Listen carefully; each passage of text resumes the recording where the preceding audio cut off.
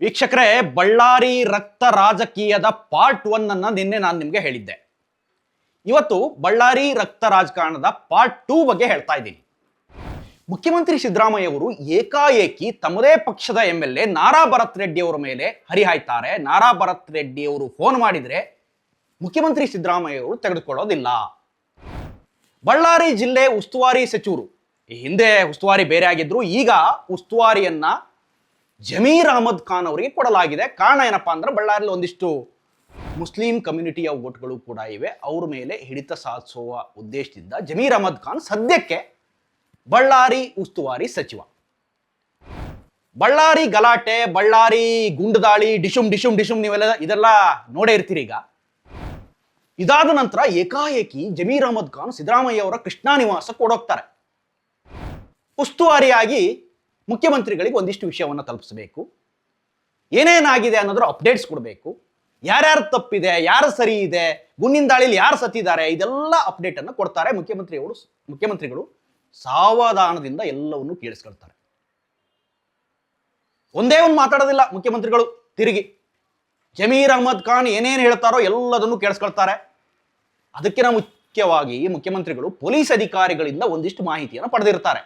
ಕಾನೂನು ಸುವ್ಯವಸ್ಥೆ ವಿಭಾಗದ DGP ಆರ್ ಹಿತೇಂದ್ರ ಅವ್ರನ್ನಲ್ಲಿ ಕಳಿಸ್ತಾರೆ ಮುಖ್ಯಮಂತ್ರಿಗಳು ಮತ್ತೆ ಗೃಹ ಸಚಿವರು. ರವಿಕಾಂತೇಗೌಡರನ್ನ IGP ರವಿಕಾಂತೇಗೌಡರನ್ನ ಅಲ್ಲಿ ಕಳಿಸ್ತಾರೆ. IGP Vartika Katiyar already spot ಅಲ್ಲಿ ಇರ್ತಾರೆ. ಅವರೆಲ್ಲರಿಂದ ಒಂದಿಷ್ಟು ಮಾಹಿತಿ ಬರುತ್ತೆ ಮುಖ್ಯಮಂತ್ರಿಗಳಿಗೆ. ಪೊಲೀಸ್ ಗುಂಡಿನಿಂದ ರಾಜಶೇಖರ್ ಸತ್ತಿಲ್ಲ, ಪ್ರೈವೇಟ್ ಗನ್ ನಿಂದ ಹಾರಿಸಿದಂತ ಗುಂಡು, ಸಿಂಗಲ್ ಬ್ಯಾರಲ್ ಗನ್, ಅದರಿಂದಾಗಿ ರಾಜಶೇಖರ್ ಮೃತಪಟ್ಟಿದ್ದಾರೆ ಅನ್ನೋದು ಮುಖ್ಯಮಂತ್ರಿಗಳಿಗೆ ವಿಚಾರ ತಿಳಿದಿರುತ್ತೆ. ಅದೇ ಸಂದರ್ಭದಲ್ಲಿ ಜಮೀರ್ ಅಹಮದ್ ಖಾನ್ ಹೋದಂತ ಸಂದರ್ಭದಲ್ಲಿ ಮುಖ್ಯಮಂತ್ರಿಗಳು ಇನ್ನೇನು ಬೇರೆ ಬೇರೆ ಕಾರ್ಯಕ್ರಮಗಳು ಒಂದಿಷ್ಟು ಶೆಡ್ಯೂಲ್ ಆಗಿರುತ್ತೆ ಅವರಿಗೆ, ಅದಕ್ಕೆ ಹೊಡೋದು ತಯಾರಾಗಿರ್ತಾರೆ. ಆ ಮುನ್ನ ಜಮೀರ್ ಅಹಮದ್ ಖಾನ್ ಅವರಿಗೆ ಹೋಗಿ ಒಂದಿಷ್ಟು ಮಾಹಿತಿಯನ್ನು ಕೊಡ್ತಾ ಇರುವ ಹೊತ್ತಿನಲ್ಲೇ ಜಮೀರ್ ಅಹಮದ್ ಖಾನ್ ಭರತ್ ರೆಡ್ಡಿ ಅವರು ಫೋನ್ ಮಾಡ್ತಾರೆ. ನಾರಾ ಭರತ್ ರೆಡ್ಡಿ ಇವರೇ ಬಳ್ಳಾರಿ MLA ಸ್ಟಾರ್ ನಾಯಕ್ ನಂಗೆ ಹೇಳಿಕೆ ಕೊಡ್ತಾ ಇದ್ರು. ಒಂದಿಷ್ಟು ನಾನು ಒಂದು ಮಾತು ಹೇಳಿದ್ರು ಬಳ್ಳಾರಿ ಹೊತ್ತುರಿತಾ ಇತ್ತು, ರೆಡ್ಡಿ ಮನೆ ಭಸ್ಮ ಆಗೋಗ್ತಾ ಇತ್ತು, ಖಾಲಿ ಜನಾರ್ದನ್ ರೆಡ್ಡಿ ಇಲ್ಲ ಅನ್ಸ್ಬಿಡ್ತಿದ್ವಿ. ಏಕವಚನದಲ್ಲಿ ಮಾತಾವ್ರದ್ದು ನೋಡ್ಬೋದು ನೀವು. 34 ವರ್ಷದ ನಾಯಕ ಅವರು. ಜನಾರ್ದನ್ ರೆಡ್ಡಿಗೆ 65 ವರ್ಷ, ಶ್ರೀರಾಮನು ಸುಮಾರು 60 ವರ್ಷದ ಆಸ್ಪಾಸಲ್ಲಿ ಇದ್ದಾರೆ. ಈ ಸೂರ್ಯನಾರಾಯಣ ರೆಡ್ಡಿ ಏನಿದಾರಲ್ಲ, ಇವ್ರ ತಂದೆ ವಯಸ್ಸು, ಅಂದ್ರೆ ಇವ್ರ ತಂದೆ ವಯಸ್ಸಿನ ಒಬ್ಬ ನಾಯಕನಿಗೆ ಏಕವಚನದಲ್ಲಿ ಸದನದಲ್ಲೇ ವಾಗ್ದಾಳಿ ನಡೆಸಿದ್ದಾರೆ. ಎಲ್ಲರೂ ನೋಡಿದ್ದಾರೆ. ಅದಕ್ಕೆ ಸದನದಲ್ಲಿ ಹಿಂದೆ ಒಂದೆರಡು ತಿಂಗಳ ಹಿಂದೆ ನಡೆದಂತ ಸದನದಲ್ಲಿ ಏಕವಚನದಲ್ಲಿ ಮಾತಾಡ್ತಾ ಇರುವಂತ ಸಂದರ್ಭದಲ್ಲೇ ಇವ್ರದ್ದು ವೈಯಕ್ತಿಕ ಗಲಾಟೆ ಅನ್ನೋದು ಖಾದರ್ ಅವರಿಗೂ ಗೊತ್ತಾಗುತ್ತೆ. ಖಾದರ್ ಅವ್ರು ಬಹಳ ಚಂದ ಹೇಳ್ತಾರೆ ಅದನ್ನ.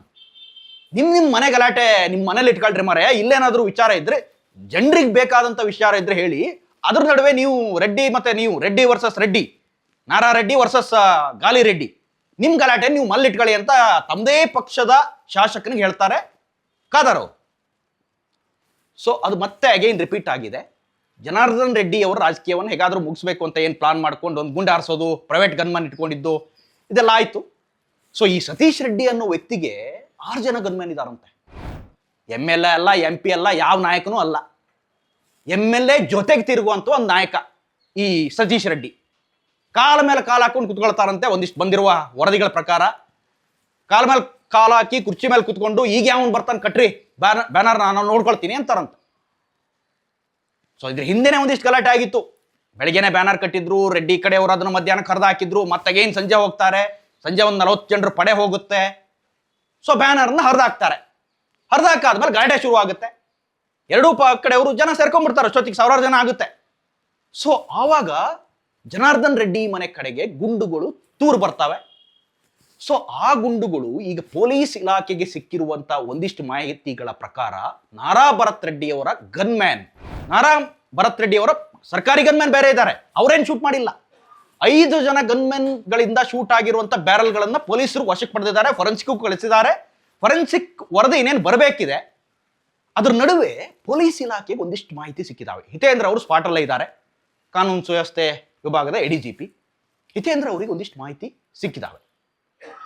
ಯಾರಿಂದ ಗನ್ನು, ಯಾರ ಗನ್ನಿಂದ ಶೂಟ್ ಆಗಿದೆ, ಎಷ್ಟು MM ಗನ್ನು, ಇದೆಲ್ಲದ್ರ ಬಗ್ಗೆ ಮಾಹಿತಿ ಸಿಗುತ್ತೆ. ಯಾಕೆಂದ್ರೆ ಒಂದೊಂದು ಗನ್ನಿಗೂ ಒಂದೊಂದು ಬುಲೆಟ್ಗಳಿರುತ್ತೆ, ಅದರ ಸೈಜ್ಗಳು ಎಲ್ಲವನ್ನು ಈ ರೆಡ್ಡಿ ಕಡೆ ಇದ್ದಂಥ ಜನಾರ್ದನ್ ರೆಡ್ಡಿ ಕಡೆ ಇದ್ದಂಥ ಗನ್ಗಳನ್ನು ಕೂಡ ವಶಕ್ಕೆ ಪಡೆದಿದ್ದಾರೆ. ಮೇಲ್ನೋಟಕ್ಕೆ ಕಾಣಿಸುವ ಮೂಲಗಳ ಪ್ರಕಾರ ನಾರಾ ಭರತ್ ರೆಡ್ಡಿಯವರ ಪ್ರೈವೇಟ್ ಗನ್ಮೆನ್ ಶೂಟ್ ಮಾಡಿದ್ದಾರೆ ಮತ್ತು ಅದಕ್ಕೆ ಪೂರಕವಾದ ಒಂದಿಷ್ಟು ಅಂಶಗಳು ಕೂಡ ಪೊಲೀಸ್ ಇಲಾಖೆ ಬಳಿ ಇದ್ದಾವೆ. ಪೊಲೀಸರಂತೂ ಒಂದನ್ನು ಸ್ಪಷ್ಟಪಡಿಸಿದ್ದಾರೆ, ಕೊಂದಿದ್ದು ಪೊಲೀಸ್ ಗುಂಡ ಅಲ್ಲ ಅನ್ನೋದನ್ನ. ಜನಾರ್ದನ್ ರೆಡ್ಡಿ ಹೇಳ್ತಾ ಇದ್ದಾರೆ, CBI ತನಿಖೆ ಬೇಕಾದ್ರೂ ಮಾಡಿ, ಸಿಟ್ಟಿಂಗ್ ಜಡ್ಜ್ ನೇತೃತ್ವದಲ್ಲಿ ತನಿಖೆ ಮಾಡಿ, ನಾವು ತನಿಖೆಯನ್ನು ಎದುರಿಸೋಕೆ ರೆಡಿ ಇದ್ದೀವಿ ಅಂತ ಹೇಳ್ತಾ ಇದ್ದಾರೆ.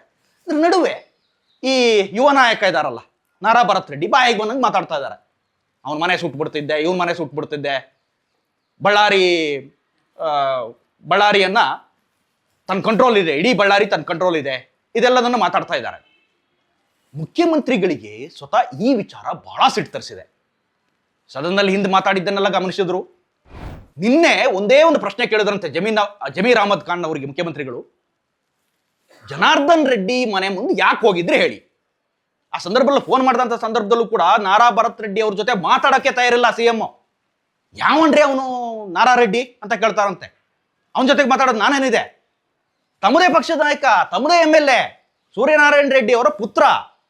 ಹೇಳಿ ಕೇಳಿ ಹಿಂದೆ ಮುಖ್ಯಮಂತ್ರಿಗಳ ಬಗ್ಗೆ ಗೊತ್ತೇ ಇದೆ, ಬಳ್ಳಾರಿ ಚಲೋ ನಡೆಸಿದ್ರು 2013 ಸಂದರ್ಭದಲ್ಲಿ. ವಿಧಾನಸಭೆಯಲ್ಲಿ ಬಹಳ ದೊಡ್ಡ ಚರ್ಚೆ ಆಗಿತ್ತವಾಗ. ರೆಡ್ಡಿ ವರ್ಸಸ್ ಸಿದ್ದರಾಮಯ್ಯ ಅನ್ನಂಗೆ ಬಳ್ಳಾರಿಗೆ ಬರ್ರಿ ನೋಡ್ಕೊಳ್ತೀರಿ ಅಂದಿದ್ರು ಒಬ್ರು ನಾಯಕರು, ಕಂಪ್ಲಿ ಶಾಸಕ ಸುರೇಶ್ ಬಾಬು ಅವರು. ಮುಖ್ಯಮಂತ್ರಿಗಳು ಅದನ್ನು ಚಾಲೆಂಜ್ ಆಗಿ ತಗೊಂಡ್ರು, ಬಳ್ಳಾರಿ ಪಾದಯಾತ್ರೆಯನ್ನ ಮಾಡಿದ್ರು. ಕಂಪ್ಲೀಟ್ BJP ಮಯವಾಗಿದ್ದ ಬಳ್ಳಾರಿಯನ್ನ ಕಾಂಗ್ರೆಸ್ ಆಗಿ ತೆಕ್ಕೆಗೆ ತಗೊಳ್ತಾರೆ. ಸೊ ಇದೆಲ್ಲದೂ ಕೂಡ ಸಿದ್ದರಾಮಯ್ಯ ಅವರ ಹೋರಾಟ. ಇವತ್ತು ನಾರಾ ಭರತ್ ರೆಡ್ಡಿ ಗೆದ್ದಿದ್ದಾರೆ ಅಂತಂದ್ರೆ ಕಾಂಗ್ರೆಸ್ಗೆ ಇದ್ದಂತ ಅಲೆಯಿಂದ ಗೆದ್ದಿದ್ದಾರೆ. ಸೊ ನಾರಾ ಭರತ್ ರೆಡ್ಡಿ ಅವರು ಅಥವಾ ಜನಾರ್ದನ್ ರೆಡ್ಡಿ ನೇರ ಪೈಪೋಟಿ ಇದ್ದಿದ್ರೆ ಖಂಡಿತ ನಾರಾ ಭರತ್ ರೆಡ್ಡಿ ಅವರಿಗೆ ಸೋಲಾಗುವಂತ ಸಾಧ್ಯತೆ ಇತ್ತು. ಇವ್ರ ನಡುವೆನೆ ಸರಿ ಇರಲಿಲ್ಲ.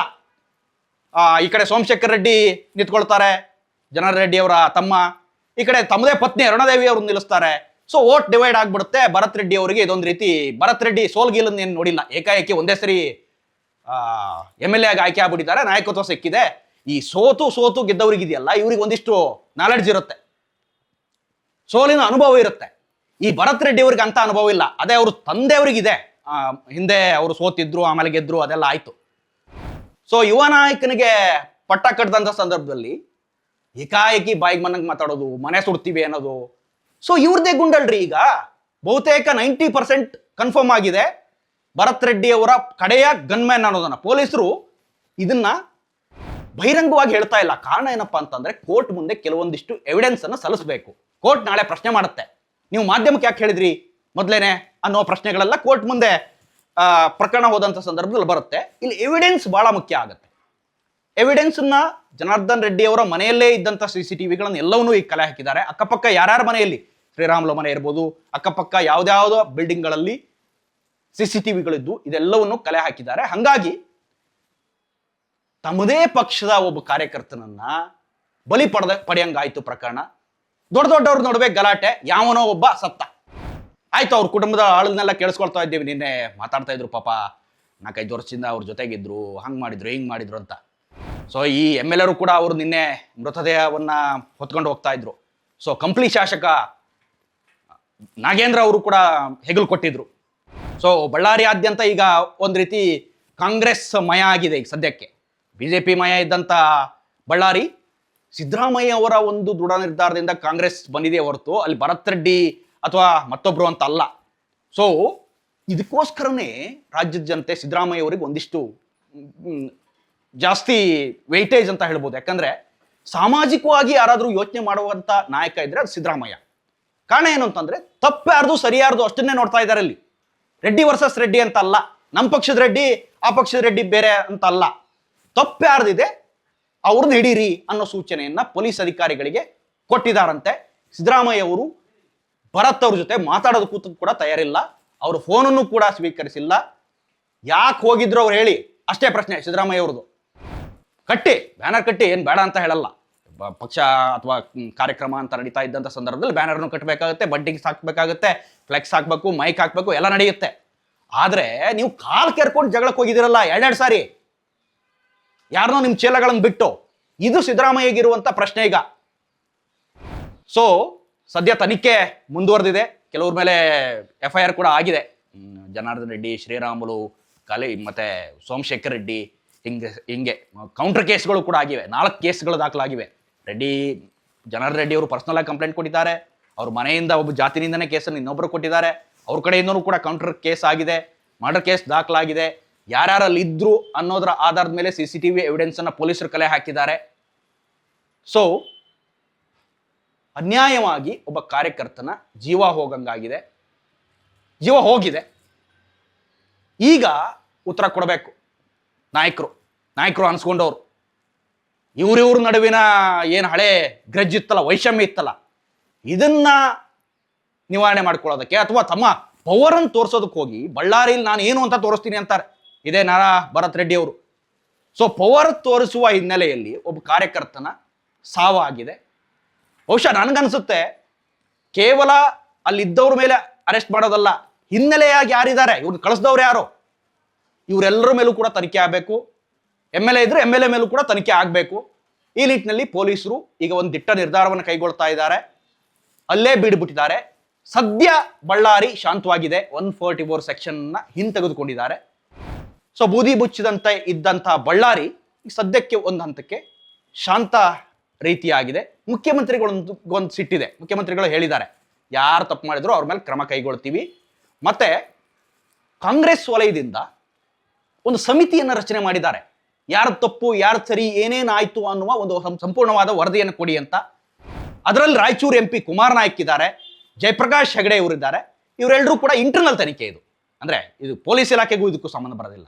ಮುಖ್ಯಮಂತ್ರಿಗಳಿಗೂ ಗೊತ್ತಾಗಬೇಕಲ್ಲ ಯಾರೇನು ತಪ್ಪು ಮಾಡಿದ್ರು ಅಂತ. ಇವ್ರು ವೈಯಕ್ತಿಕ ಇದೆಯೋ ಅಥವಾ ಪಕ್ಷದ ಹೆಸರು ಹೇಳ್ಕೊಂಡು ಇವ್ರು ತಮ್ಮ ಬೆಳಕಳನ್ನು ಬೇಯಿಸ್ಕೊಳ್ತಾರೋ, ಇದೆಲ್ಲದನ್ನು ಗೊತ್ತು ಮಾಡ್ಕೊಳ್ಳೋದಕ್ಕೆ ಮುಖ್ಯಮಂತ್ರಿಗಳು ಒಂದು ಸಮಿತಿಯನ್ನ ಈಗಾಗಲೇ ರಚನೆ ಮಾಡಿದ್ದಾರೆ. ಇದಿಷ್ಟು ಈ ಕ್ಷಣದ ಅಪ್ಡೇಟ್ಸ್. ಇಂಥದ್ದೇ ಮತ್ತಷ್ಟು ಕಂಟೆಂಟ್ಗಾಗಿ ನೋಡ್ತಾ ಇರಿ ಸುಮನ್ TV ಕನ್ನಡ. ನೀವೇನಾದರೂ ನಮ್ಮ ಚಾನಲನ್ನು ಸಬ್ಸ್ಕ್ರೈಬ್ ಮಾಡಿಲ್ಲ ಅಂತಾದರೆ ಈ ಕೂಡಲೇ ಸಬ್ಸ್ಕ್ರೈಬ್ ಮಾಡಿ, ಶೇರ್ ಮಾಡಿ ಮತ್ತು ಲೈಕ್ ಮಾಡಿ. Thank you.